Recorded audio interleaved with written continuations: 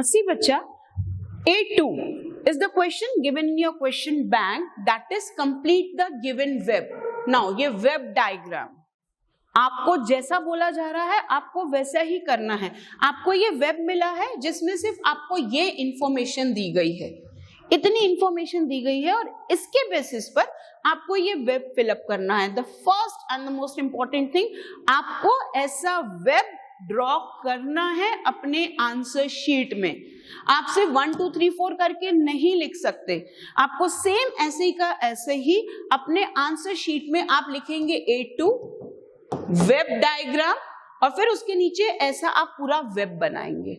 Okay, उसके बाद जो इंफॉर्मेशन दी गई है आप पहले वो लिखिए, then you fill up the other thing required to fill up by you. Okay, now आपको बोला क्या जा रहा है, आपको ये बोला जा रहा है एक्टिविटीज ऑफ द एस्ट्रोलॉजर। अब हमने पूरा एक्सट्रैक्ट पढ़ा, एस्ट्रोलॉजर क्या करता था, क्या एक्टिविटीज थी, और आपको हो सकता है अगर आपने चैप्टर पढ़ा है आपको बहुत सारी एक्टिविटीज पता है एस्ट्रोलॉजर की, but the most important thing, आपको जो भी क्वेश्चन पूछा गया है उसका answer as per the information given in the extract ही देना है।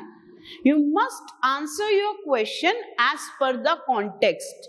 आपको जो भी एक्सट्रैक्ट मिला है उसमें जितना दिया है बच्चा सिर्फ उतना ही लिखना है। ओके, हमने जो एक्सट्रैक्ट पढ़ा उसमें हमें ये बताया गया कि punctually at mid day daily, आपके एक्सट्रैक्ट की पहली लाइन है ये। Okay, he opened his bag and spread out his professional equipment, जो जो वहां दिया है वैसा ही करता था, वो पूरा अपना सामान पूरा सेटअप करता था।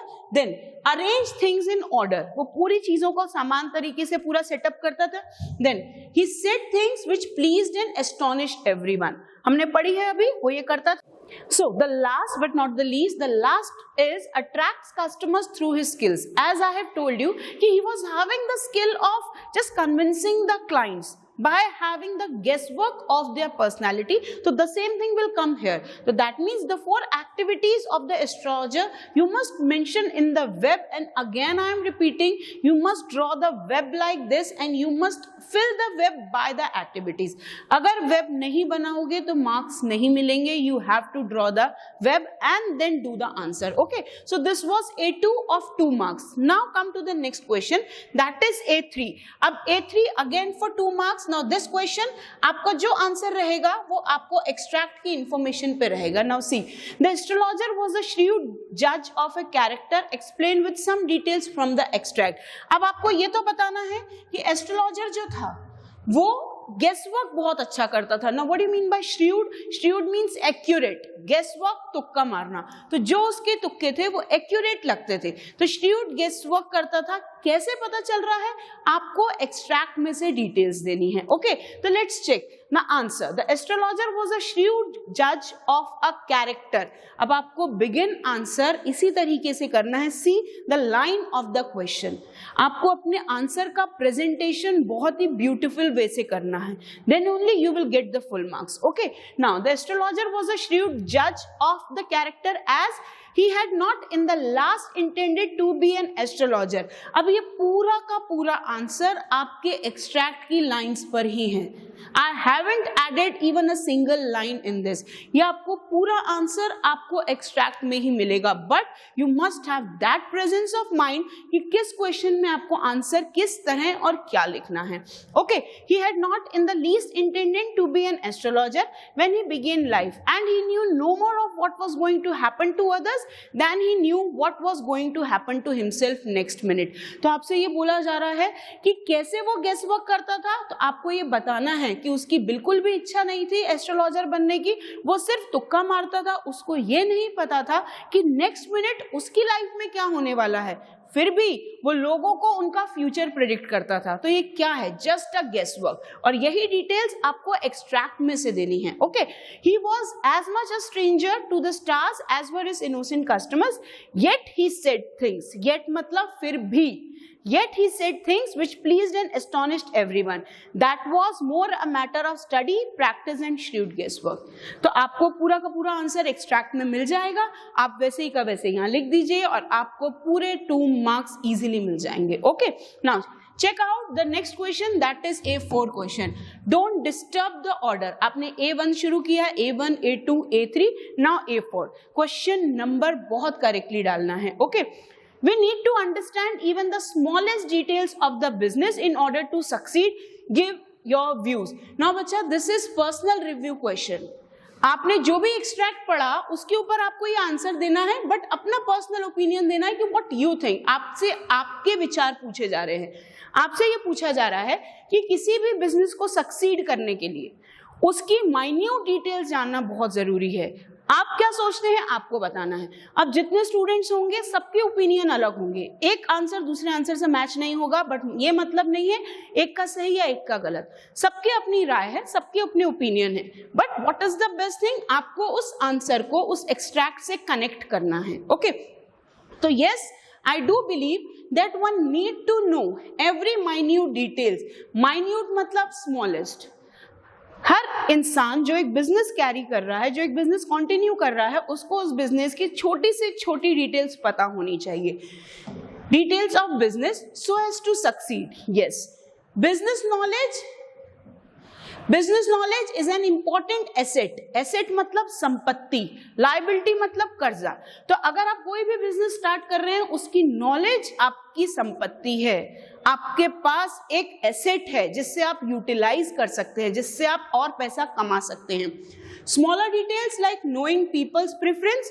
आप कोई भी बिजनेस करें, आप ये देखिए कि उस बिजनेस को लेकर लोगों की चॉइसेस क्या हैं, उसी अकॉर्डिंग तो आप अपना प्रोडक्ट्स मार्केट कर पाएंगे. Okay, people's preference, understanding their needs and market trends. अब आपने बिजनेस खोल लिया और आपको मार्केट ट्रेंड ही नहीं पता, तो क्या आपका बिजनेस सक्सीड होगा? No.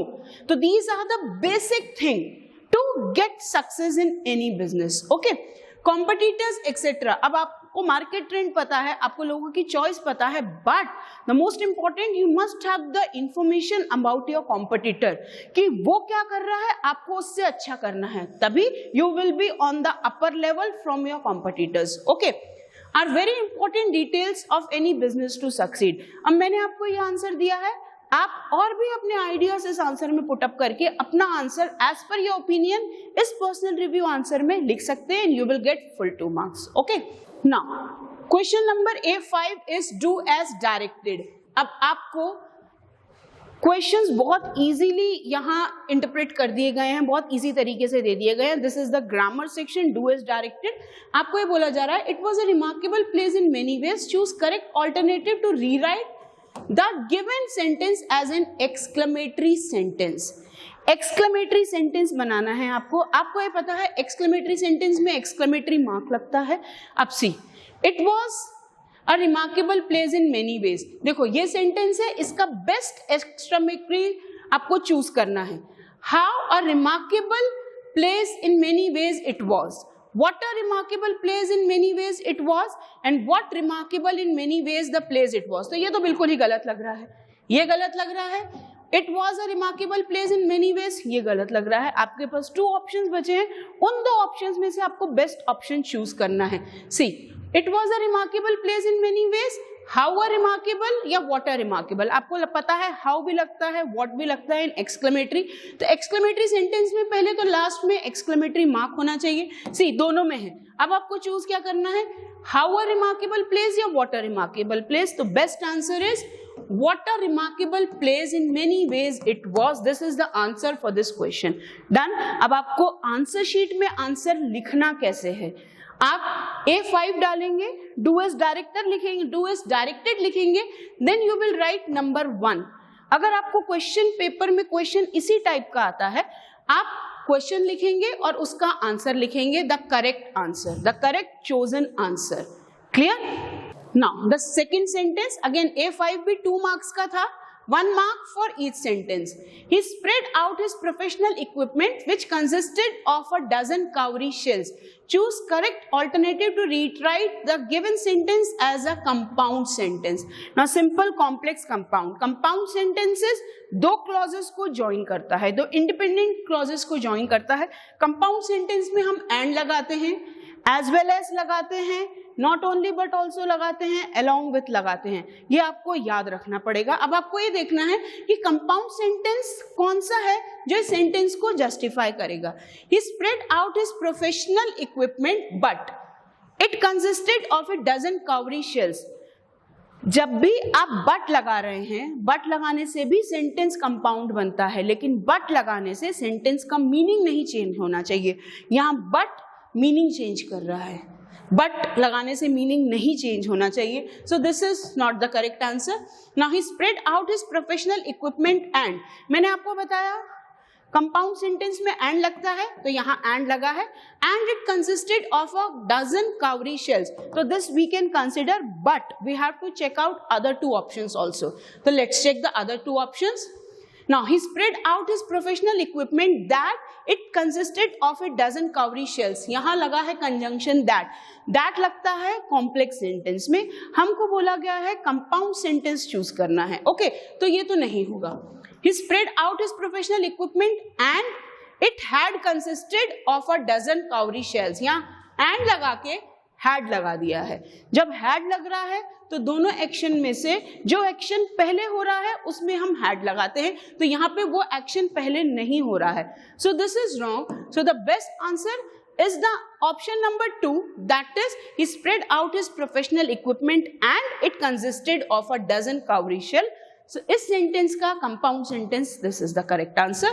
So you can mark this as the correct answer. Now the last part of the passage, question number 1, जो scene passage 12 marks का था, उसका last part, that is A6. Again A6 is for 2 marks. मैंने आपको बताया हर एक question 2 marks का आएगा, तो ये भी 2 marks का है. Half mark each word. Okay, so what you have to do? You have to find the synonyms. Synonyms means same meaning word. अगर आपको इसके बदले ये बोला जाता कि find out the word from the extract which means the same, मतलब इनको मैच करते हुए सेम मीनिंग वाला वर्ड. नो कंफ्यूजिंग, मैंने आपको एक्सट्रैक्ट एक्सप्लेन करते हुए बताया है. बिविल्डरिंग, क्रिस क्रॉस, एकदम नॉइजी, कंफ्यूजिंग, तो कंफ्यूजिंग का सिनोनिम है bewildering. Hanging around, hanging around झूमते हुए रहना, उस पे एकदम अट्रैक्ट होते रहना. तो remember in the extract the customers were attracted to astrologer as the bees attracted to cosmos और dahlia to the custard to the stalks. तो अट्रैक्ट होना, तो this is the correct word for this. Not difficult to understand. Remember जो astrologer था उसके पास कुछ उसके इक्विपमेंट्स थे, तो some palmyra writings, some obscure writings, तो जो नॉट इजीली अंडरस्टूड होते हैं, थोड़े से अनक्लियर होते हैं, थोड़े से कंफ्यूजिंग होते हैं, difficult to understand, obscure. Now magical effect, enchantment.